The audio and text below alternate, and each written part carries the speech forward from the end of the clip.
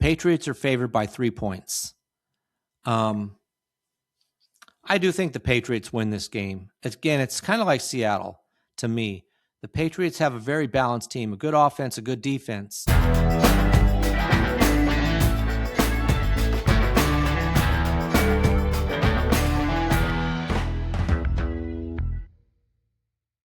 Welcome to Just the Stats, NFL Top 10's for Thursday. My name's Ernie Jennings. I'm your host, and I appreciate you listening. Today, we are going to be talking about the playoff games, all 4 of them. What I'm going to do is give my top 10 keys to the games. So we'll go through each game. I'll be looking at the keys to victory for the teams in these matchups. So let's start with the first game from the NFC. On Saturday, it'll be the San Francisco 49ers and the Seattle Seahawks. That's the first game in the NFC. So let's look at these top 10 things to watch for in the game. The first one is what I call the George Kittle-sized hole in the offense. Man, George Kittle has had a rough year. You know, he's out with an injury. He comes back, and now he's on IR with a torn Achilles in the wild card round. I mean, he just can't catch a break. The 49ers can't catch a break on offensive injuries. It's just been incredible, even on defense. So Kittle is one of the best blockers on the team, and obviously he's their best tight end, one of the best receivers, and he's the emotional leader, for the team. So now he's out. So now you're going to have Brandon Willis and Jake Tongas split snaps and take over. Now, can they put up any kind of good showing compared to what George Kittle would do? It may cause Kyle Shanahan to have to rely more on Juwan Jennings and Demarcus Robinson on third downs. So that's a big key, is how do the 49ers handle the loss of George Kittle? Number 2 is Jackson Smith and the Jig. Let me say that again. Jackson Smith and the Jigbas. He's just a superstar. And without Metcalf in the picture, this whole offense the Seattle offense revolves around Jackson Smith and Jigba. And if you happen to listen to the podcast yesterday, I was talking about how the fact that 50% of the air yards go to Jackson Smith and Jigba.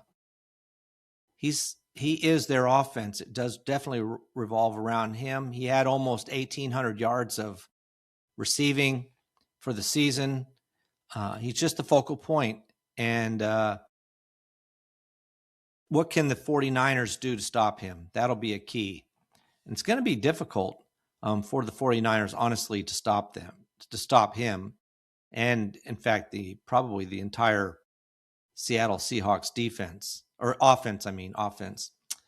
All right, number 3, just the absence of Nick Bosa has been rough on this team.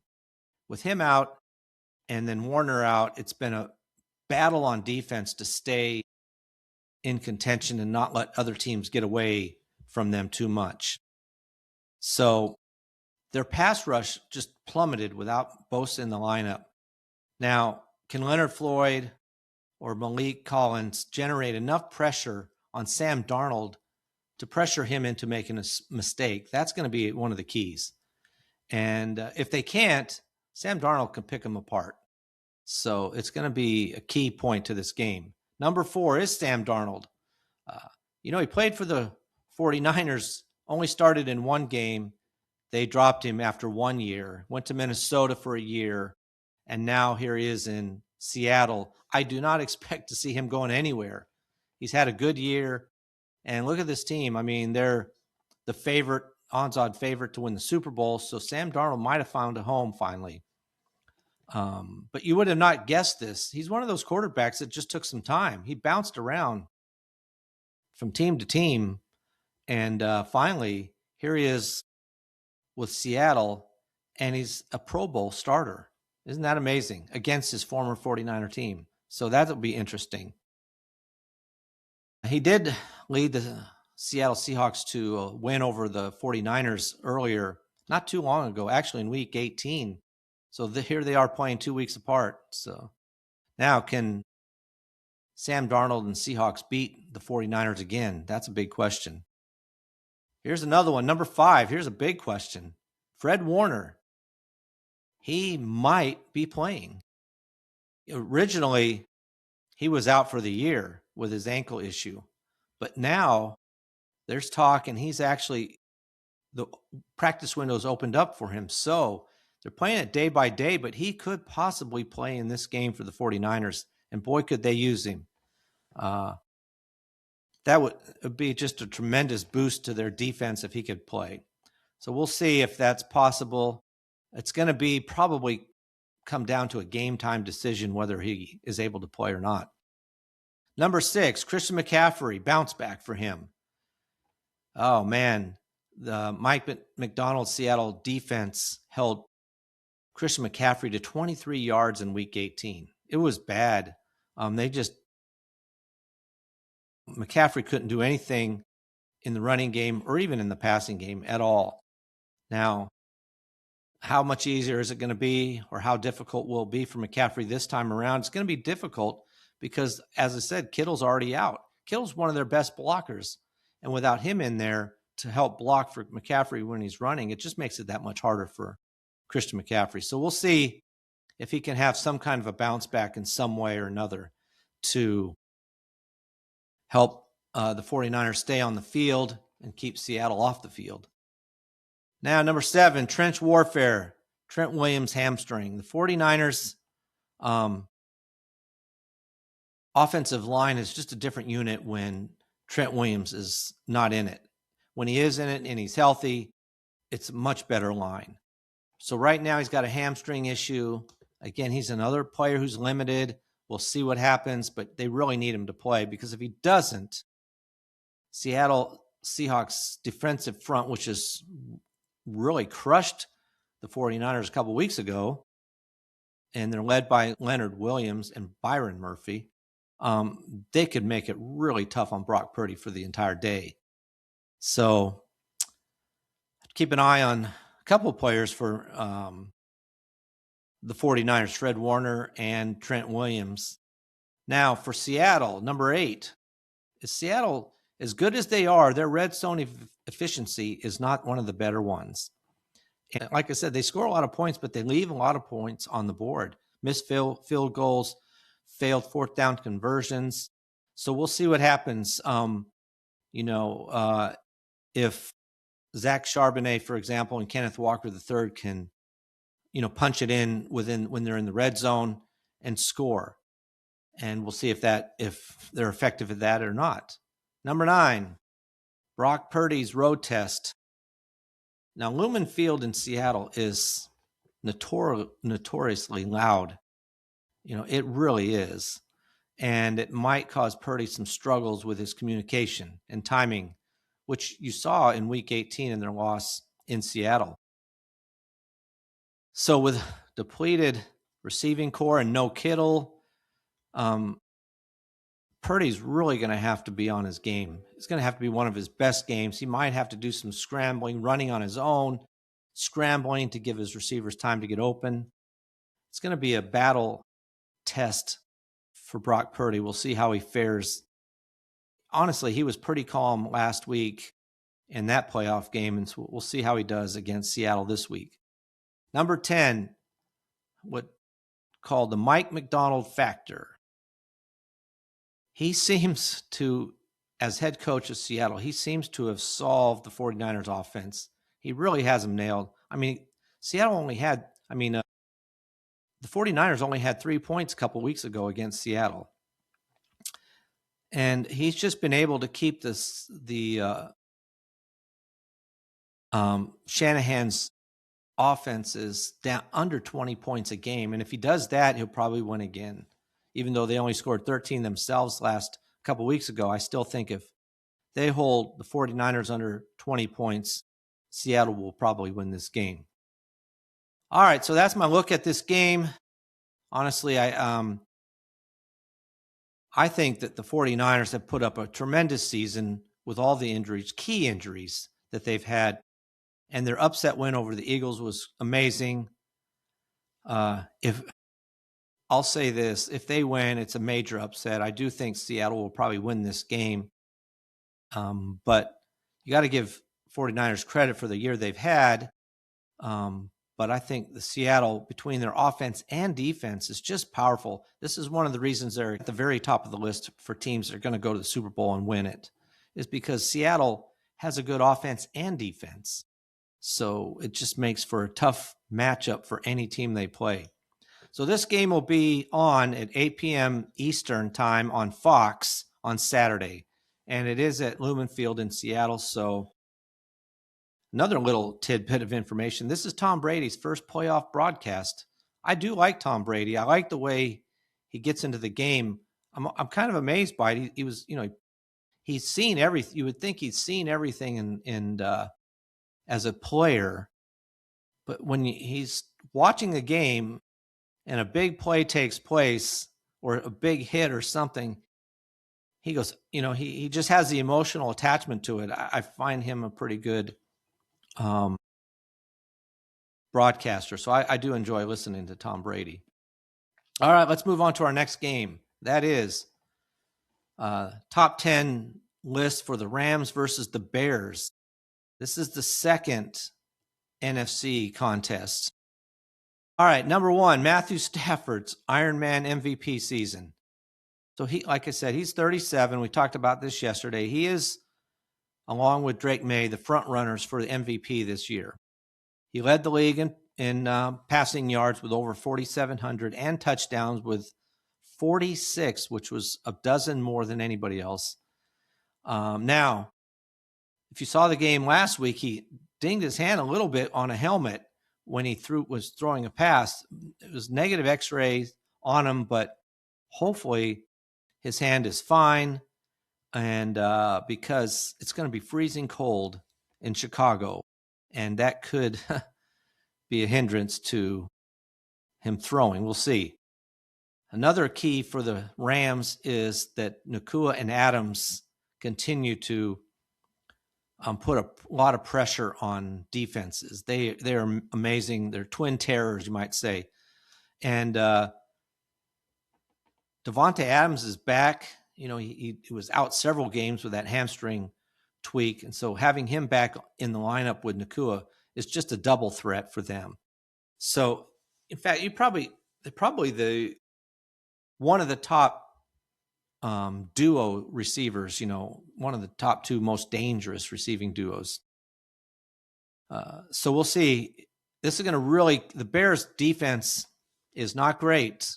They're great at turnovers, but we could see a lot of yards put up by Nakua and Adams. Number 3, the Bears turnover machine, just as I was saying. Their defense, even though it ranks pretty low, almost at the bottom in yards given up, they lead the NFL in takeaways with a plus 22 differential. That's amazing. And so they kind of have that one of those bend, don't break type of attitudes on defense. And they can keep you throwing it or running it. They expect at some point they're going to get a turnover out of you. And we'll see if that happens. Stafford's going to have to play better than he did last week against Carolina. He had a couple of turnovers in that game, and you cannot do that against the Bears. You can't let them back in the game, as we see with their last week with Chicago when they came back on Green Bay. If you get Chicago down, you got to hold them down because they will make a comeback. Number 3, Caleb Williams' postseason poise. He's had poise. You can just see him growing as a quarterback as the years went on. But he's really been sensational toward the end here. Like I said, he led the Bears to 25 points in the fourth quarter to come back and beat Green Bay. Man, Green Bay could not stop him in the last quarter. So now he faces a Rams defense. It's a pretty good defense, but it has shown some weaknesses. So we'll see if the way Caleb Williams can move around and run around and kind of be off script, how the Rams are going to be able to handle that. Number 5 is Ben Johnson's offensive renaissance. there's a couple of coaches here, and their coaches up for Coach of the Year. Ben Johnson's one of them that have really turned their teams around. Ben Johnson, this Chicago offense was in a shambles last year. Ben Johnson came in, and throughout the year, you could see him work his magic with this offense and with Williams. And now they have an offense that was in the bottom tier to the top 10 kind of an offense. It's really been impressive. So much pre-snap motion. You see that like with several teams that have good offenses.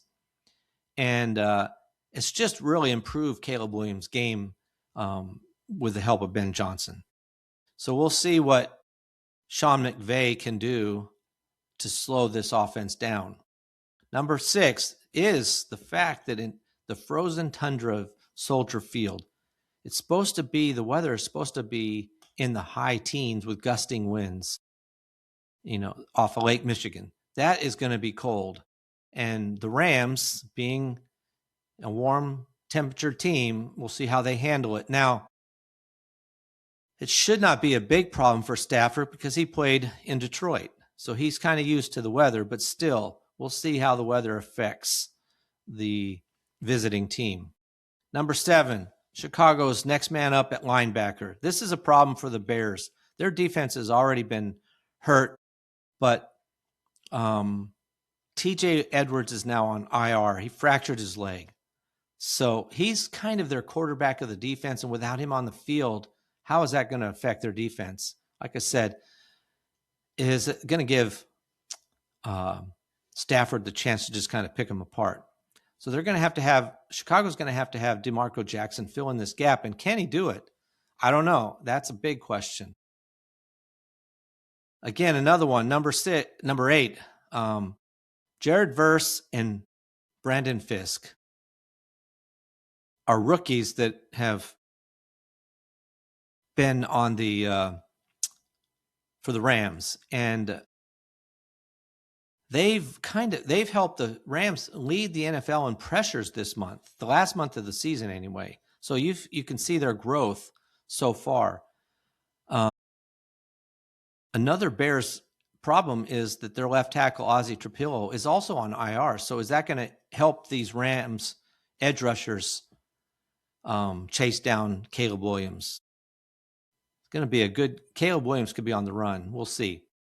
Number 9, DJ Moore versus the Rams' battered secondary. Akello Witherspoon for the Rams, their star cornerback, is out for the season. And as you saw, even against Carolina, the Rams secondary gave up some deep shots. And with Caleb Williams' ability to run around and get himself some time for somebody to get open, you could see some deep bombs in this game by Chicago, with DJ Moore possibly catching him. Man, he can catch too. And he had some that game-winning touchdown he had last week was impressive. The pass was nice, but the catch was excellent too. And so you can see some hookups coming between Williams and DJ Moore. Number 10, this is the master versus the protege. Sean McVay, versus Ben Johnson. Sean McVay was the young offensive genius, but now he's been in the league for a decade. He's no longer the young guy. Ben Johnson's new as a head coach. So these are two of the brightest minds in football, especially offensively. So it's going to be a fun game to watch to see how they make adjustments, especially after the first half, to try to, win the game for their particular team. So this game is at 6:30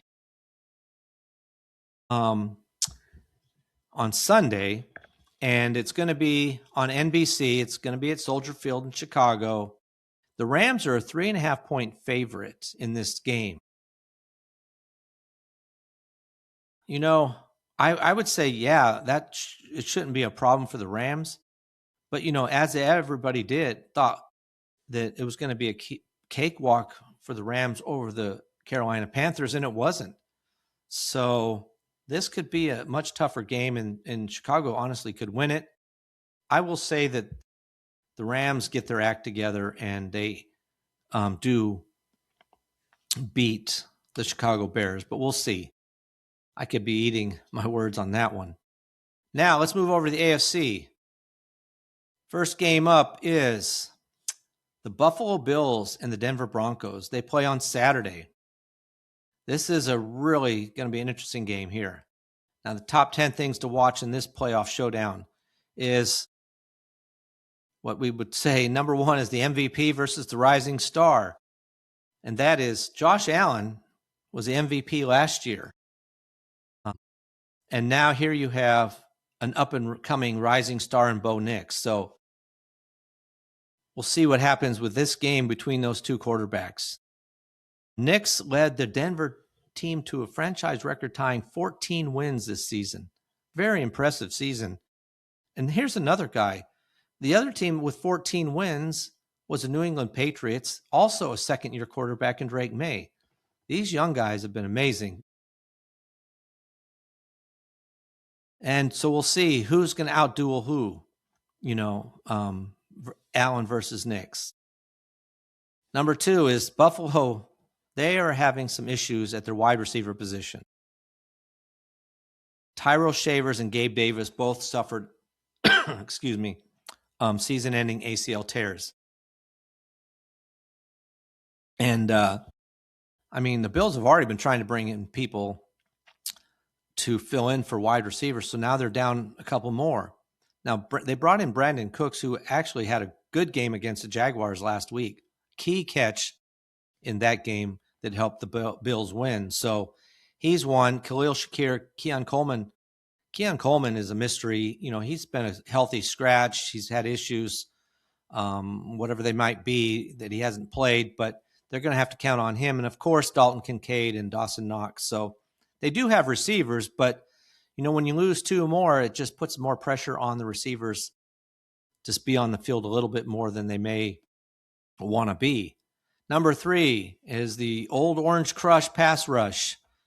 The Denver defense finished the regular season as the number one team in sacks with 68 and in quarterback pressure. So you can expect a lot of pressure on Josh Allen. This is something last week that the Jaguars could not do. They could not pressure Josh Allen the way I think Denver will be able to do. So could make for a long night for Josh Allen. We'll see. If his offensive line can't hold up in the front, it could be a long day for him. Number four, this is strength versus strength, the running games. Buffalo, even last week, though, they have the number one ranked rushing attack in the NFL this season. Denver has the NFL's number two ranked rushing defense. Now, Buffalo played the Jaguars, who had the number one rushing defense last week, and they did hold Buffalo down in the running game. Buffalo only had 79 total yards, and that's between him and Cook. Only had 79 yards in that game rushing. So can Denver do the same thing that the Jaguars did? And then top it off with a better passing defense than the Jaguars were able to have. That'll be a key to this game. Can the Buffalo Bills produce more running offense than they did last week? It would really help if they could, because that would help out slow down that pass rush on Allen if they can have a better running game. Josh Allen, number five, Josh Allen's warrior status. He got pretty beat up last week against the Jaguars. He came into the game with foot, but then he had a knee and a hand injury. He whacked his hand on a helmet and twisted his knee when he was being tackled. It was a rough game for him. But he has been practicing in full. On Wednesday, he practiced in full. So he should be fine and ready to go. Obviously he's going to do whatever it takes to get on the field and help the Bills win. Number six, here's a revenge factor. Last year, the Bills embarrassed the Broncos 31-7 in the wild card game in Orchard Park. Blew them out. Wasn't close. So this year, the roles are reversed. They're playing in Denver. Denver's the top seed, have the home field advantage. And, just a much better and improved team over last year. And Sean Payton's been preparing for this game to, put that game from last year out of their minds. Number 7, Mile High's decade-long wait. This is just more of the idea. This is Denver's first home game in 10 years. So since their Super Bowl run and they're in Super Bowl 50. So 10 years they haven't had a home game. So it's a big game for them. So the 12th man at Empower Field will be big, being loud there, and the altitude. Buffalo having to come into Denver and playing at that altitude. So we'll see how that goes as far as communication goes and the effect on the players at that altitude. Number 8, unfortunately for Buffalo, another player they're missing. They've been missing some players or players that are getting hurt at the wrong time for them. Their secondary took a major hit. One of their best players, safety, Jordan Poyer, has been ruled out with a hamstring injury. He's out for this game. If the Bills were to win, he could possibly be back next week for that game. But he's out for this one, which is a big loss for the secondary of Buffalo. And we'll see if they're Damar Hamlin or the rookie Jordan Hancock are going to be able to fill that void. This could help, obviously, the passing offense of Bo Nix if Poyer's with Poyer not on the field. Number 9, this is a red zone chess match here. Denver boasts the league's number 1 red zone defense. They keep people out of the end zone. Now the Bills have the number 3 red zone efficiency. So which team wins out here? When the Buffalo Bills get in the red zone, they usually score a touchdown for the most part. But they're playing against the number 1 red zone defense. So we'll see what happens in this situation. Number 10, for the Broncos, they get the return of Dre Greenlaw. He's back in the lineup for them. Their linebacker. He missed the end of the regular season with a hamstring injury he had. So he'll have the ability to spy on Josh Allen and neutralize some of the underneath passing game that the Bills used against the Jaguars in their win. And he should help defend against Kincaid as well. So this is going to be a big boost. I mean, the Broncos already have one of the best defenses anyway, but with another linebacker back that had missed some games at the end of the season, that's a big key for them. Now, this game's at 4:30 on Saturday. That's Eastern time. So going to be on CBS. It's at, like I said, Empower Field at Mile High in Denver. Bills are, I am shocked by this. Bills are a 1.5 point favorite. To be honest with you, I don't see it. I think Denver wins this game for a couple reasons. One, I think their team's as good. At least, I think they're actually better than the Bills, just overall defensively and offensively. I mean, the Bills do have a good offense. But secondly, this is kind of a quick turnaround. The Bills had to go on the road to Jacksonville on Sunday. They get back. Now they got to be in Denver on Saturday. It's a short week for them. A little bit banged up. They're losing some more players. I just think a lot of those things are going to take an effect when they play in Denver. And I think Denver's ready for them this week, and they win this game. Last game up, top 10 keys for the Texans versus the Patriots. Number 1, Drake May's playoff debut at home. They have, Drake May is an MVP candidate here, and he led their team to a 14-3 record, just as Bo Nix did for the Denver Broncos. So this spotlight is on Drake May. Second-year quarterback, as I mentioned, amazing. And the Patriots have the second-ranking team in scoring. So this is a team that has a lot of firepower against a defense that's going to be pretty impressive. So this is an opportunity for New England Patriots to start a new dynasty. They had that one with Brady. Now here's a chance with Drake May, only in his second year, to be the quarterback of the future for them and lead them to a year in, year out appearances in the playoffs. Number 2, that offense is up of New England's up against DeMarco Ryans' number 1 defense, total defense. And when you have Will Anderson Jr. and Danielle Hunter continuously putting pressure on the quarterback, it can make for a long day for an offense. They have relentless pressure. They held the Steelers to 6 points in that game last week. So their mission for Anderson and Hunter is to disrupt Drake May's rhythm and force him to make some rookie mistakes. Number 3, and this is a big one for Houston, though, on offense, which is their weakness. Nico Collins is probably not going to play. Right now, it's unlikely. He banged his head pretty hard in the game last week, and he's still in the concussion protocol as of Wednesday. He was, and when he's still in the in concussion protocol this late into the week, it's a good possibility that he's not going to be able to make it for the game on Sunday. So without him, they're going to have to rely on Christian Kirk and Elijah Moore. Now, Christian Kirk had a huge game last week, and he's going to have another one if Nico Collins can't clear the protocol. So that's something we'll wait and see right up to the game time. Number 4, Mike Vrabel's homecoming. Mike Vrabel won 3 Super Bowls as a player for the Patriots, and now he returns as head coach of the team. Got to be proud in his part.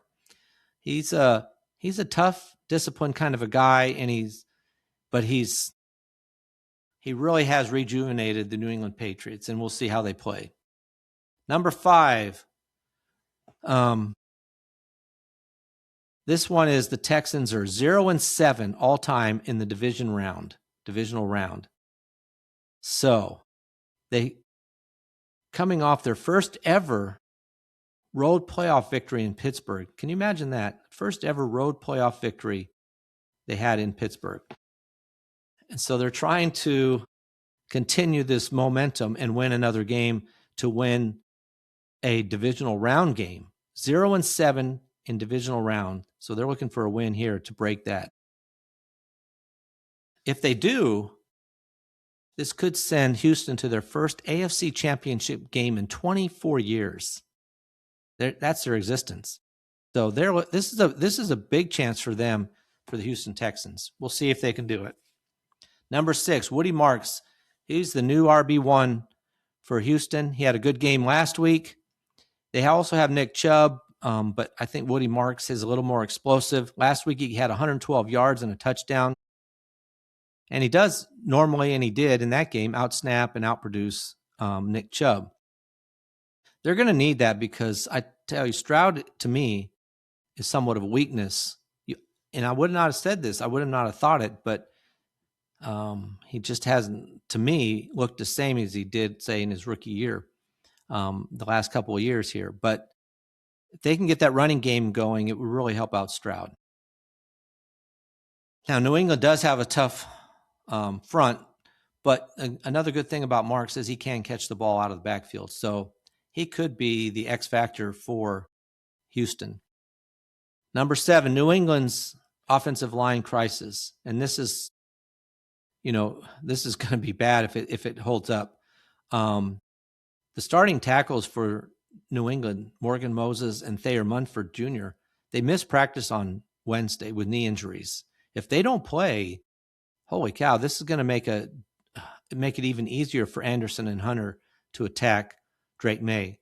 So this is another couple of players to watch right up to game time to see if they're going to play or not. Number 8, this is a couple of Christians here, Battle of the Christians. This is Christian Gonzalez, who is a shutdown corner, against Christian Kirk, the wide receiver for Houston. It could be a possibility that Gonzalez shadows Christian Kirk, so you could have the two of them back to back. Now, Gonzalez is in concussion protocol, but he was in limited practice. And if he is in limited practice already as of Wednesday, he should be ready to play on Sunday. That's the difference between him and Collins. Collins is still not practicing, which makes it doubtful that he'll be able to play. So we'll see if Christian Kirk can put up the same kind of numbers he did last week. Number 9, this is C.J. Stroud's ball security. Man, maybe he got all of it out of his system last week, fumbleitis.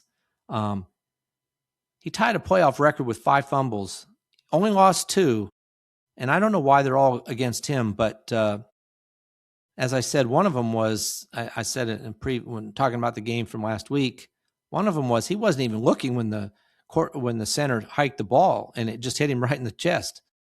He was able to grab it, or somebody was, but you cannot have those kind of turnovers against a team with a high-powered offense and expect to win. So we'll see if they kind of figured that out, and it won't be an issue for them. All right, number 10.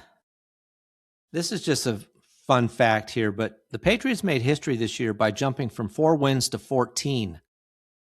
The Jaguars went from 4 wins to 13. 4 wins last year to 13 this year. Patriots won better, 4 wins to 14.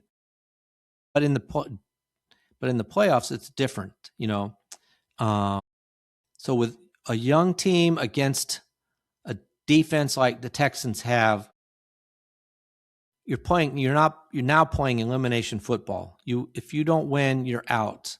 So can the Patriots, with a second-year quarterback going, well, actually Houston's visiting them, can they beat a team like Houston Texans? We'll see. Now in this game, it's at 3 p.m. on Sunday. It's going to be on ESPN and ABC at Foxborough at Gillette Stadium. Patriots are favored by 3 points.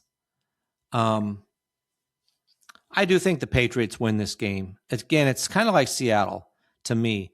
The Patriots have a very balanced team, a good offense, a good defense. And while Houston has a great defense, but a mediocre at best offense. And I just think Drake May will be able to move around enough, get away from the defense of Houston to make some plays and win this game. All right, that's a wrap.